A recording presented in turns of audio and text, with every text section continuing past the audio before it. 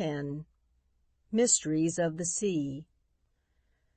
The trail over which the mystery child led them that night revealed nothing. Indeed, she eluded them, escaping the moment she left the elevated train at a downtown station.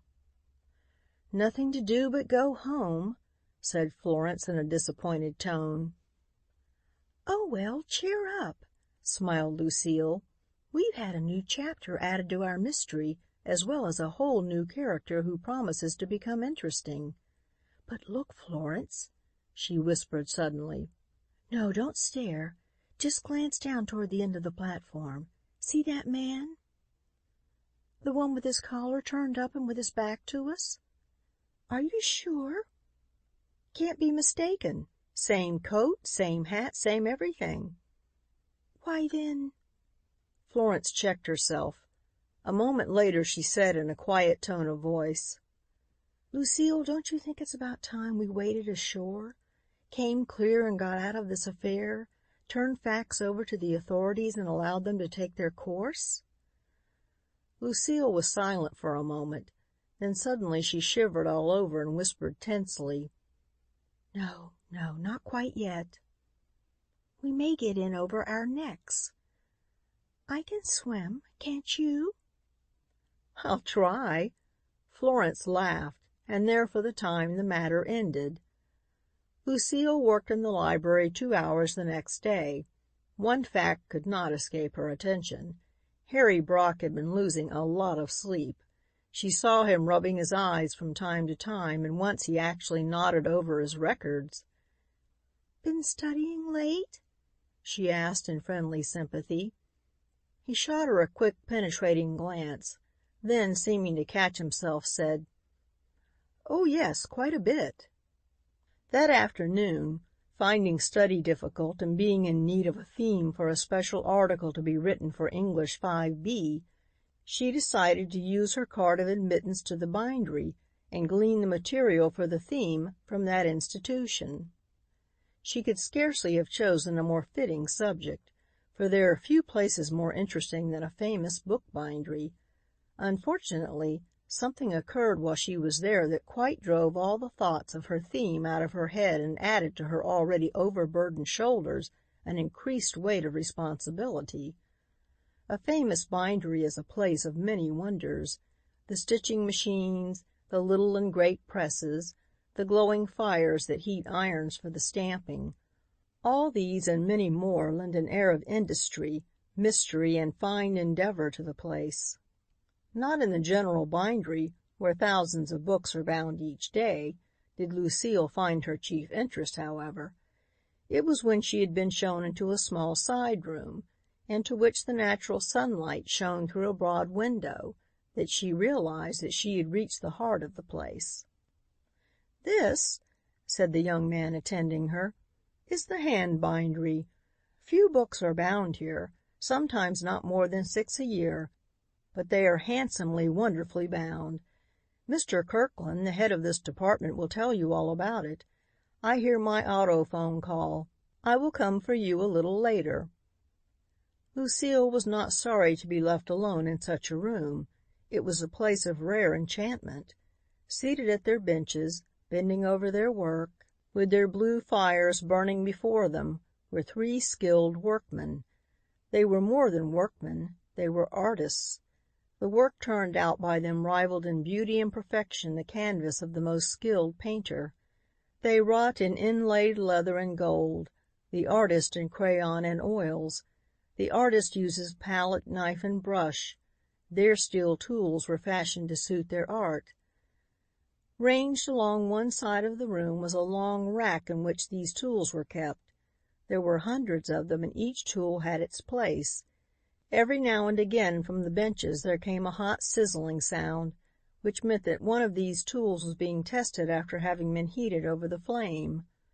Seeing her looking at the rack of tools, the head workman, a broad-shouldered man with a pleasant smile and keen blue eyes, turned toward her. "Would you like to have me tell you a little about them?" he asked. "Indeed I should." "Those tools once belonged to Hans Weimar, the most famous man ever known to the craft. After he died, I bought them from his widow. He once spent 3 years binding a single book. It was to be presented to the King of England. He was a very skilled artisan. We bind some pretty fine books here, too," he said modestly. "Here is one I am only just beginning. You see, it is a very large book, a book of poetry printed in the original German. I shall be at least 2 months doing it. The last one I had was much smaller, but it was to have taken me 4 months." A shadow passed over his face. Did you finish it?" asked Lucile, a tone of instinctive sympathy in her voice. "It was an ancient French book, done in the oldest French type. It was called Mysteries of the Sea." He went on without answering her question. "This was the tool we used most on it," he said, holding out the edge of a steel tool for her inspection. "You see, the metal is heated and pressed into the leather in just the right way. Then gold, 22-karat gold, is pressed into the creases that are left, and we have a figure in gold as a result. This one you see is in the form of an ancient sailing ship." Lucile started, then examined the tool more carefully. "Here is another tool we used. It represents clouds. This one makes the water. You see, we use appropriate tools. The book was about ships in the sea, written before the time of Columbus." He was silent for a moment, then said slowly, a look of pain coming into his fine face, "I suppose I might as well tell you. The book was stolen from my bench during the lunch hour." Lucile started violently. The artist stared at her for a second, then went on. "Of course, I can't be held responsible, yet no doubt they blame me in a way. The book was very valuable, worth thousands of dollars, and it would have been finished in 2 days." He bowed his head as if in silent grief. "Please," Lucile's lips quivered with emotion as she spoke, "did the book have 3 of these ancient ship designs on the back of it, 1 large and 2 small?" "Yes." "And was it done in dark red leather with the decorations all in gold?" "Yes, yes." The man's tones were eager. And, Lucile whispered the words, "was there a bookmark in the upper corner of the inside of the front cover?" "Yes, yes, yes." He uttered the words in a tense whisper. "How can you know so much about the book?" "Please," pleaded Lucile, "I can't tell you now, but perhaps I can help you." "I will take you to our president, to Mr. Silver." "Please, please, no, not now. Please let me go now. I must think. I will come back, truly, truly I will." With the instinct of a born gentleman, he escorted her to a side door and led her out. The sunshine as she emerged seemed unreal to her. Everything seemed unreal.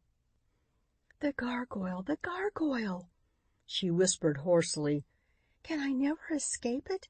Can I go no place without discovering that books marked with that hated haunting sign have been stolen? That book, the hand-bound copy of Mysteries of the Sea, is the latest acquirement of the old man in the mystery cottage on Tyler Street. She stole it, the child stole it. And why? Why? It seems that I should tell all that I know," she whispered to herself, "that it is my duty. Surely the thing can't go on." She bathed her flushed cheeks in the outer air. "And yet," she thought more calmly, "there are the old man, the child. There is something back of it all, the gargoyle's secret. Oh, if only one knew." End of chapter 10.